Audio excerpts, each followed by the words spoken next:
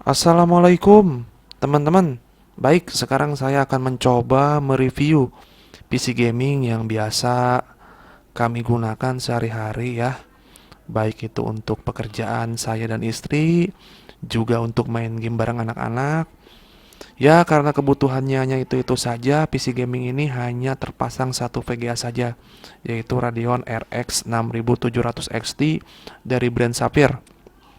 Sebelum ke pembahasan, yang perlu kita ketahui dalam melakukan mining ini, pengujiannya menggunakan software dari NiceHash. Karena software NiceHash ini adalah software yang menurut saya adalah yang paling sederhana dan mudah dioperasikan bagi orang awam tentang mining seperti saya ini. Baik, yang bakal kita bahas nanti akan dibagi menjadi 3 part. Part pertama adalah kondisi default. Default di sini belum dilakukan tweak atau overclock. Juga PC gaming ini masih dalam keadaan tertutup tempered glassnya.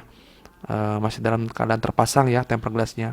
Part kedua, dalam kondisi overclock dan tempered glassnya dalam keadaan dibuka, juga dipasang kipas tambahan.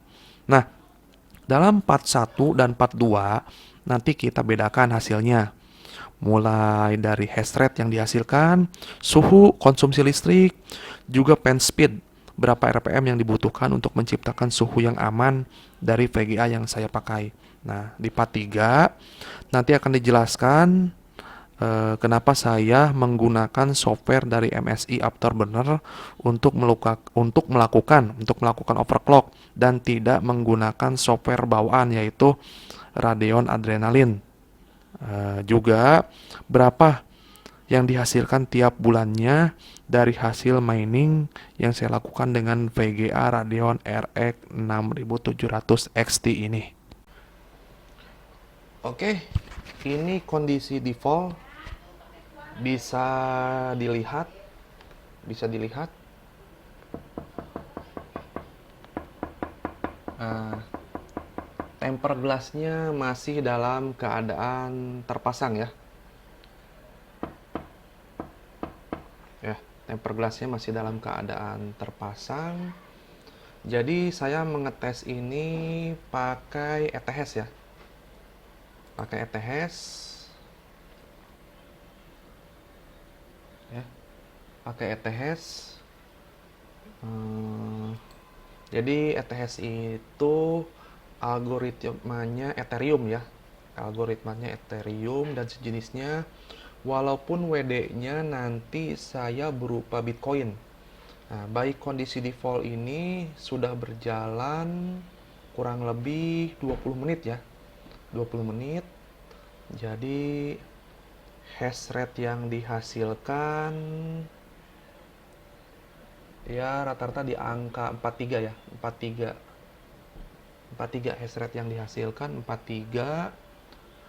Suhu yang dihasilkan 74-73 ya. 74-73. Pen speednya 88% atau RPM-nya 2900 RPM. Ya, itu yang dihasilkan. Settingannya auto. Jadi si kipas itu berputar berdasarkan suhunya ya. Semakin tinggi suhu, berarti pen speednya juga semakin tinggi. Terus perlu diketahui ya teman-teman, bahwa ini di dalam ruangan yang menggunakan AC, suhunya sekitar 24 derajat Celcius ya. Baik, dengan settingan default ini yang paling saya warning yang pertama adalah suhu VGA. Suhu VGA-nya 7473, 7473 suhu VGA. Yang keduanya adalah pen speed-nya 88% atau 2900 ya. 2900 pen speed-nya. Yang menurut saya sangat tidak aman. Sangat tidak aman karena mining itu berbahaya jika suhu VGA-nya sudah mencapai 70 sampai 75 derajat Celcius.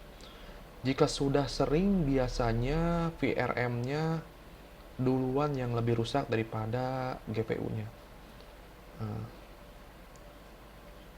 Kalau fan-nya running 1 kali 24 jam dengan angka yang sudah saya sebutkan di atas, menurut saya sangat berbahaya ya. Apalagi 1 kali 24 jam bisa-bisa fansnya kipasnya itu rusak. Jadi kondisi default ini sangat tidak disarankan.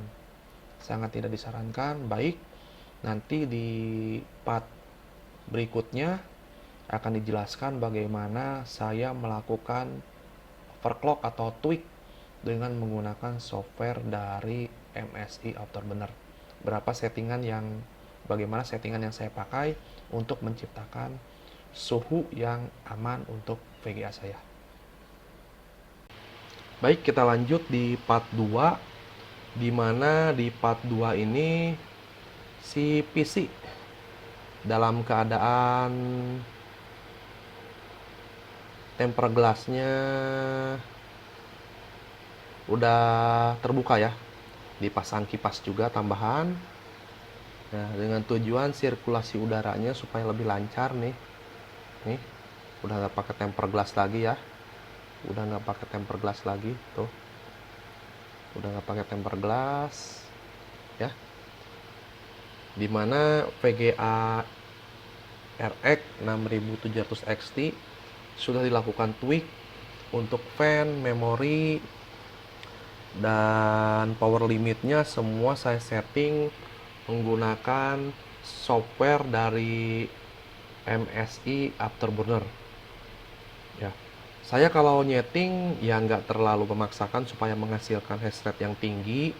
Yang terpenting suhunya jangan terlalu panas. Kalau bisa ya maksimal 60 lah. Maksimal 60.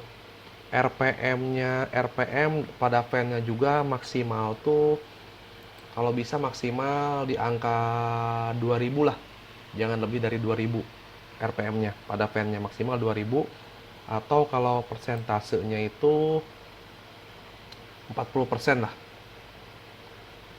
Persentasenya maksimal 45%, dan ini yang saya pakai adalah 40%. Oh iya, jangan lupa kalau kita setting VGA untuk mining, pasti kalau berbicara power limit rata-rata sudah pada tahu ya. Mining itu bagaimana kita menciptakan efisiensi, pasti power limitnya diturunkan semua. Power limitnya diturunkan ya, untuk power limit diturunkan. Nggak peduli pakai GeForce atau pakai Radeon, karena mining itu berbanding lurus dengan konsumsi listrik. Ya, semakin efisien ya semakin cuan lah bos ya. Juga tentunya core clock-nya tidak begitu dibutuhkan untuk mining. Baik, untuk hash rate yang dihasilkan yang sebelumnya di angka 43, sekarang di angka 46 ya. Sebelumnya di angka 43 ketika masih default, sekarang sudah dilakukan tweak di angka 46, 4684, hampir 87. Dan ketika dilakukan overclock ini, suhunya hanya kisaran 57, 57, 58, 56. Ya nggak lebih dari 58 lah, nggak lebih dari 60, maksimal 57, 58 lah ya. Sebelumnya kan di angka ketika sebelum dilakukan tweak atau overclock tuh mencapai 7374. Ini ketika sudah dilakukan tweak atau overclock, suhu 5657. Fan speednya, untuk fan speednya ketika default 88%, ini hanya 40%. Nah, terus di software adrenalinnya hanya 1800. Pada saat default itu mencapai 2900 RPM. Ini hanya 1800.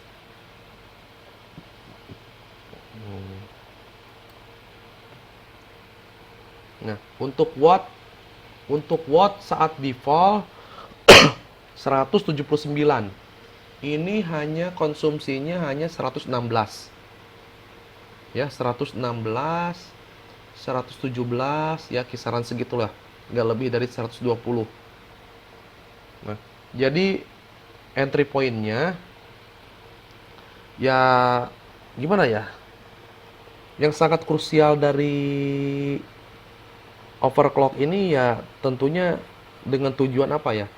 Yang pertama suhu VGA yang lebih rendah, fan speed-nya atau RPM-nya tidak terlalu tinggi juga, konsumsi dayanya juga lebih rendah, tapi dengan hash rate yang lebih tinggi.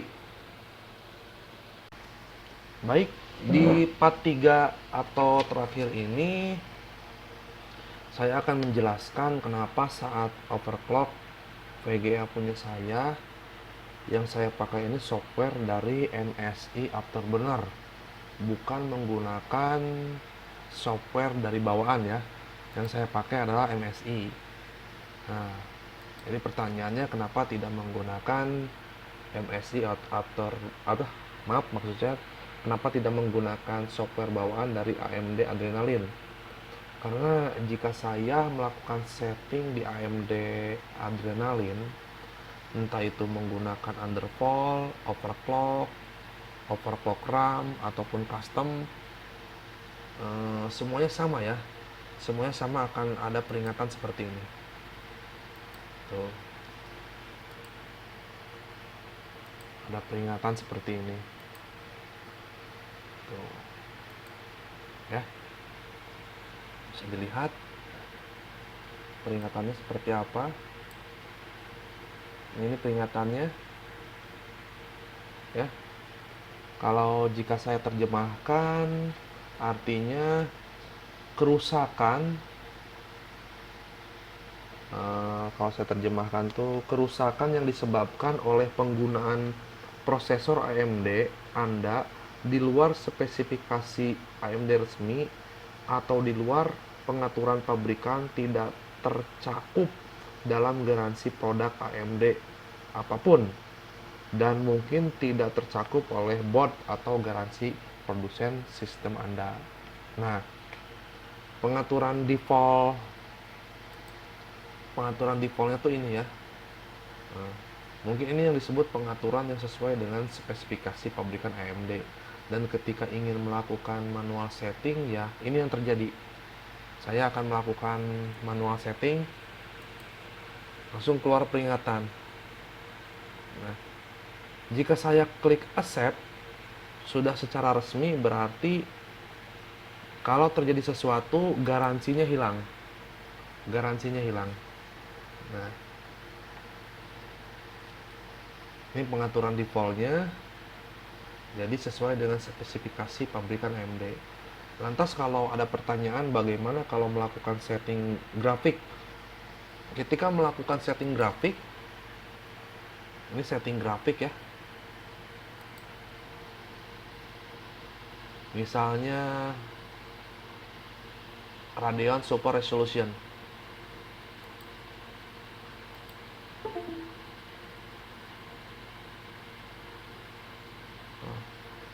Nggak masalah, karena di setting grafik ini